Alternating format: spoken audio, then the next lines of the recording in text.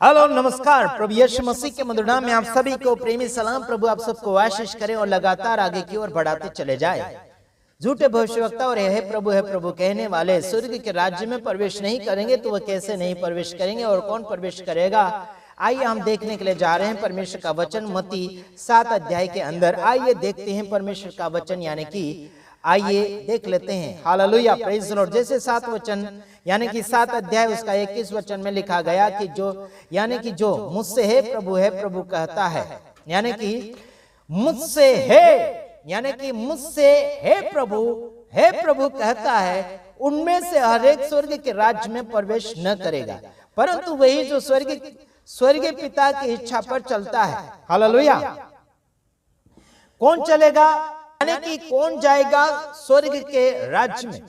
प्रभु यीशु मसीह यहाँ पर खुद कहते हैं कि हे प्रभु कहने वाले स्वर्ग के राज्य में, मतलब हर एक स्वर्ग के राज्य में प्रवेश नहीं करेंगे, बल्कि वही जाएगा जो स्वर्गीय पिता की इच्छा पर चलता है। क्या आपने और मैंने प्रभु यीशु मसीह के पिता यानी कि पिता स्वर्गीय पिता की इच्छा पर चलने के लिए कोशिश की? कभी कोशिश की?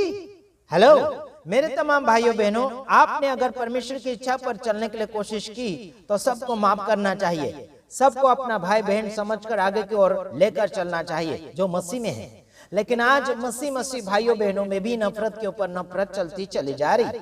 परमेश्वर की इच्छा ये है कि सबको बचाना है, सबको अपना भाई बहन बनाकर आगे की ओर बढ़ते चले जाना चाहिए, बल्कि आज पड़ोसी के साथ पड़ोसी नहीं बन रहा है। मेरे तमाम भाइयों बहनों, बाइबल के अंदर आप और मैं देखते हैं तो काफी लोगों ने एक दूसरे की मदद करी। Hallelujah, praise the Lord. तो उसी प्रकार से आपको और मुझे परमेश्वर की इच्छा पूरी करना चाहिए कि परमेश्वर की इच्छा यह है कि पापियों को क्षमा किया जाए, परमेश्वर की इच्छा है कि गरीबों की मदद किया जाए, परमेश्वर की इच्छा है कि जो रास्ता भटका हुआ है उनको रास्ता यानी कि बताया जाए। क्या आप और मैं रास्ता बता रहे हैं? क्या आप और मैं रास्ता बता रहे हैं? कई जगह कलीसिया में एक दूसरे के यानी कि अलग अलग संस्था के अलग अलग सेवक सेविका को अलग अलग चर्चों में शामिल नहीं होने देते, या फिर वहां पर प्रचार नहीं करने देते, या फिर वो खुद अपने अपने चर्च में यानी कि कब्जा और मालिक बनने के लिए कोशिश कर रहे हैं। देखा है आपने कभी? देखा? बस हे प्रभु कहेंगे। आराधना स्तुति में अगर कोई अनजाना व्यक्ति आ गया उसको मौका नहीं दिया जाता है। परदेशी व्यक्ति आ गया तो उसे वहां का जो देशी है विदेशी को नहीं मौका देता है, बोलेगा कि कहां से आया, क्यों आया, क्या करने आया, है ना। बहुत ऐसे छानबीन किया जाएगा। अगर वो सामने से अगर फोन करेगा कि मैं आपके चर्च में आ रहा हूं, बोलेंगे कि हमारे लीडर को पूछना पड़ेगा, या फिर हमारे संस्थापक व्यवस्थापक को, या फिर पास्टर को पूछना पड़ेगा। ऐसे करके बहुत कुछ बातें अलग अलग प्रकार की निकालते हैं। ये सब हे प्रभु कहने वाले हैं। ये सब लोग जो है स्वर्ग के राज्य में प्रवेश बिल्कुल नहीं करेंगे, क्योंकि ये प्रभु यानी परमेश्वर की इच्छा पर नहीं चल रहे, बल्कि लोगों की इच्छा पर और अपने अगुवा और अपने पास्टर की इच्छा पर चल रहे हैं। समझ रहे हैं मेरे तमाम भाइयों बहनों? जो परमेश्वर की इच्छा पर चलता है वो दूसरे की इच्छा पर नहीं चल सकता और ना ही खुद की इच्छा पर चल सकता। परमेश्वर की इच्छा पर चलने वाला व्यक्ति दूसरे की इच्छा पर नहीं चलेगा और ना ही खुद की इच्छा पर। परमेश्वर की इच्छा के बिना कुछ नहीं करेगा। चलो अगला वचन आपके सामने फरमाना चाहता हूं। यहाँ ये कहा गया है, यहाँ क्या कहा गया? 7 का 21 वचन में क्या कहा गया? फिर से मैं आपको पढ़कर सुनाना चाहूंगा। आपने जो प्रचार किया वो कैसा प्रचार किया मुझे मालूम नहीं, लेकिन मैं आज प्रचार कर रहा हूं, जो मुझसे है प्रभु कहता है ना, उनमें से हर एक स्वर्ग के राज्य में प्रवेश न करेगा, परंतु वही जो मेरे स्वर्गीय पिता की इच्छा पर चलता है। किसने कहा ये बातें? प्रभु यीशु मसीह ने खुद ने कहा कि मेरे स्वर्गीय पिता की इच्छा पर चलेगा तो स्वर्ग के राज्य में प्रवेश कर पाएगा, नहीं तो नहीं चलेगा। खुद की इच्छा पर चलने से भी स्वर्ग नहीं जा पाओगे, और अपने अगुवा और क्या बोलना चाहिए, अपना संस्थापक व्यवस्थापक के इच्छा पर चलोगे, कलीसिया के जनता के पीछे चलोगे, उनकी इच्छा के अनुसार चलोगे, तो बिल्कुल स्वर्ग के राज्य में प्रवेश नहीं कर पाओगे। हालेलुया, है ना। स्वर्ग के राज्य में प्रवेश कर ही नहीं पाओगे। सीधी और सिंपल बात बोलना चाहता हूं, गारंटी की बात।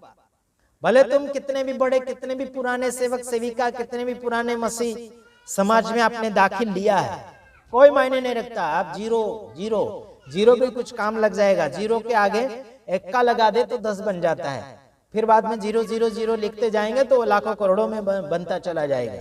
समझ में आता है ना? तो आप जीरो से भी खराब व्यक्ति है। अगर आप है प्रभु करके जिंदगी बिता रहे हैं तो आप जीरो से भी खराब व्यक्ति हैं। आइए अगला वचन और आपके सामने फरमाना चाहता हूं। हाँ, 22 वचन, उस दिन बहुत से लोग मुझसे कहेंगे, हे प्रभु क्या हमने तेरे नाम से भविष्यवाणी नहीं की और तेरे नाम से दुष्ट आत्माओं को नहीं निकाला और तेरे नाम से बहुत से, है ना, बहुत से आश्चर्य कर्म नहीं किए? ऐसे पूछेंगे, प्रभु यीशु मसीह को पूछेंगे कि क्या हमने दुष्ट आत्मा को नहीं निकाला, क्या हमने भविष्यवाणी नहीं की, क्या हमने बहुत से आश्चर्य कर्म नहीं किए आपके नाम से? ऐसे करके प्रभु को पूछेंगे, प्रभु को बोलेंगे। प्रभु खुल कर कह देगा, अरे मैं नहीं जानता यार तुमको। क्या कह देगा यहाँ पर? चलो आखिरी वचन बोलकर बैठूंगा। यहाँ पर क्या बोलता है यीशु मसीह? तब मैं उनसे खुलकर कह दूंगा, मैंने तुमको कभी नहीं जाना है। हे कुकर्म करने वालों, मेरे पास से चले जाओ। इन सब को क्या बोलता है प्रभु? कुकर्म करने वाला, दुष्ट आत्मा निकालने वाले को भी, बीमारों को चंगा करने वाले को भी, भविष्यवाणी करने वाले को भी, है ना, और क्या लिखा यहाँ? आश्चर्य कर्म करने वालों को भी, है ना, हे प्रभु कहने वालों को भी, है ना। क्या बोल रहा है प्रभु यीशु मसीह यहाँ पर? हे कुकर्म करने वालों, मेरे पास से चले जाओ। इन सब को प्रभु परमेश्वर यीशु मसीह कुकर्म करने वालों बोल रहा है। क्यों?